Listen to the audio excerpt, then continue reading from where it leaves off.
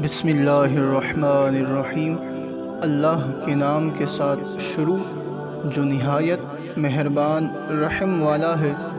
سب سے پہلے آپ تمام سننے والے، دیکھنے والے، سامعین اور ناظرین کو ہم اس چینل میں خوش آمدید کہتے ہیں۔ جب اللہ تعالیٰ نے زمین میں حضرت آدم علیہ السلام کو خلیفہ بنانے کا ارادہ فرمایا تو قرآن کریم میں فرمایا انی جاعل فی الارض خلیفہ، بے شک میں زمین میں بنانے والا ہوں اپنا خلیفہ۔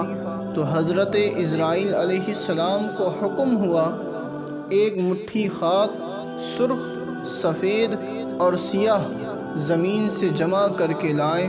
تو حضرت اسرائیل علیہ السلام ایک مٹھی خاک رنگا رنگ کی تمام روئے زمین سے جمع کر کے لائے اور اللہ تعالیٰ کے حکم سے مکہ اور طائف کے درمیان رکھ دیا۔ تو پھر اللہ تعالیٰ نے باران رحمت اس مٹی پر برسایا اور اپنی قدرت کاملہ سے حضرت آدم کا پتلا اس مٹی کے خمیر سے بنایا اور 40 سال تک وہ قالب بے جان وہیں رہا۔ پھر جب عنایت الہی نے چاہا کہ حضرت آدم کا روشن اور مرتبہ شرافت تمام مخلوق پر ظاہر ہو تو روح کو حکم صادر ہوا کہ بدن آدم میں داخل ہو جا، لیکن روح لطیف نے خاک کثیف میں داخل ہونے سے انکار کر دیا۔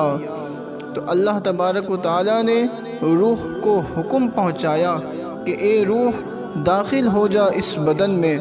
تو روح حضرت آدم کے بدن میں داخل ہوئی اور سب سے پہلے سر مبارک کی طرف سے داخل ہوئی۔ تو جس جس جگہ روح پہنچتی جاتی تو جو بدن مٹی کا تھا وہ گوشت اور چمڑے سے بدل جایا کرتا تھا۔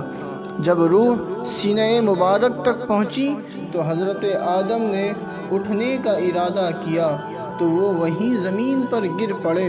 تو اس واسطے اللہ تبارک و تعالیٰ نے فرمایا کان الانسان عجولا، انسان جلد باز ہے۔ منقول ہے فرشتے حضرت آدم کے پیدائش کے شروع میں آپس میں یہ کہتے تھے جس کو خدا تعالیٰ مٹی سے پیدا کر کے مسند خلافت پر بٹھائے گا تو وہ ہم سے خدا کے نزدیک زیادہ عزیز نہ ہوگا، اور ہم فرشتے جو بارگاہ الہی میں دن رات رہتے ہیں ہمارا علم اس سے زیادہ ہوگا۔ تو اللہ تبارک و تعالیٰ نے قرآن کریم میں فرمایا علم آدم الاسماء، یعنی تمام چیزوں کے نام حضرت آدم کو الہام کر کے سکھا دیا گیا ہے۔ جب تمام چیزوں کے نام حضرت آدم کو سکھا دیا گیا تو اللہ تعالیٰ نے حضرت آدم کو حکم دیا کہ اے آدم فرشتوں سے ان چیزوں کے نام کے بارے میں پوچھو جو ہم نے آپ کو سکھائی ہے۔ تو حضرت آدم نے فرشتوں سے پوچھا کہ مجھے خبر دو ان چیزوں کے نام کے بارے میں اگر تم سچے ہو۔ تب فرشتے جواب دینے سے عاجز ہوئے اور اپنی غلطی کا اعتراف کرتے ہوئے بولے کہ سبحانک لا علم لنا الا ما علمتنا انک انت العلیم الحکیم، یعنی تو پاک ہے، ہمیں علم نہیں مگر جو تو نے ہمیں سکھایا، بے شک تو علم والا ہے، حکمت والا ہے۔